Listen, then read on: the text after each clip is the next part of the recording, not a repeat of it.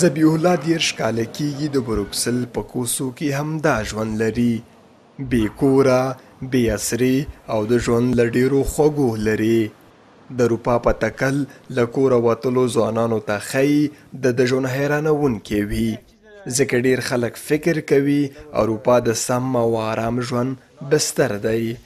ذبیح الله د کابل په خیرخانه کې زیږېدلی او دلته په خطرناکو لارو را رسېدلی، خو د ژوند بار د اروپا په ځمکه دومره دروند شو چې چرسو او نورو نشو ته یې مخه کړه.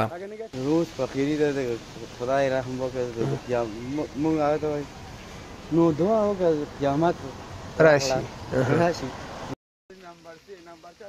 وایي کار روزګار موندل ورته اسانه نه و او د کور کرایه او نور لګښتونه یې دومره ډېر و چې دی یې روغ لیونی کړ.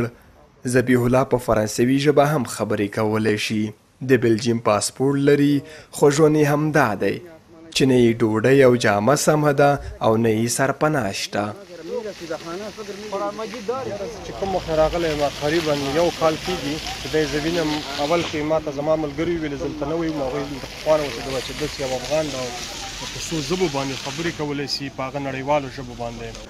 په افغانستان او خیبر پښتونخوا کې ځوانان په دې فکر دي که چیرې اروپا ته ورسیږي هر څه به سم شي، خو دلته داسې ښکاري ژوند له ډېرو ننګونو سره مخ دی.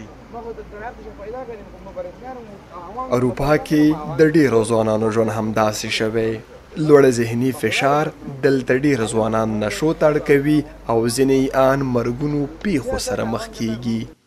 د ذبیح الله د ژوند داستان هغو ته په خپل وطن د قناعت پیغام ورکوي چې په خطرناکو لارو له ایران او ترکیې تیریږي او په سمندرونو کې د مرګ بیه مني او اروپا ته د رسېدو هیله لري.